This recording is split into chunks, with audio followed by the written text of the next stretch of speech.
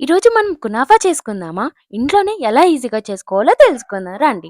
ముందుగా ఒక బాండల్లో అయితే నెయ్యి అయితే యాడ్ చేసుకోవాలి. అది బాగా హీట్ అయ్యాక కునాఫా సేమియా మనకి ఆన్‌లైన్‌లో కూడా దొరుకుతుంది. అలాగే ఆఫ్‌లైన్‌లో కూడా దొరుకుతుంది. ఇది గోల్డెన్ ఫ్లేమ్ వచ్చేంత వరకు అయితే బాగా ఎంచుకోవాలి.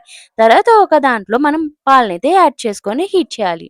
తర్వాత ఒక కప్ ఆఫ్ పాలల్లో మనకి కార్న్ ఫ్లవర్ అయితే మిక్స్ చేసుకోవాలి. తర్వాత దాన్ని బాగా మిక్స్ చేసి బాగా చిక్కగా అయితే రంపించాలి. తర్వాత లో ఫ్లేమ్‌లో పెట్టి ఈ చీజ్‌నైతే యాడ్ చేసుకోవాలి. తర్వాత ఇది కూడా బాగా మిక్స్ అయ్యాక కొంచెం బాగా మరిగించాలి.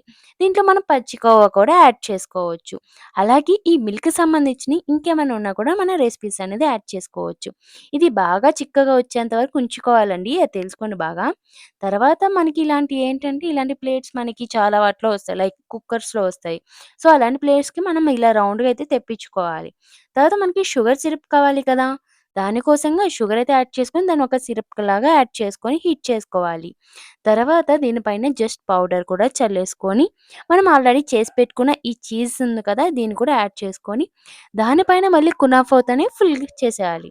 తర్వాత ఇది చేసేగానే తినకూడదు. దీన్ని మళ్ళీ లో ఫ్లేమ్‌లో పెట్టి మనం జస్ట్ హీట్ చేసుకోవాలి. ఒక 5 మినిట్స్ అయ్యాక ఇది బాదం, ఈ జీడిపప్పు ఇయి ఉంటాయి కదా!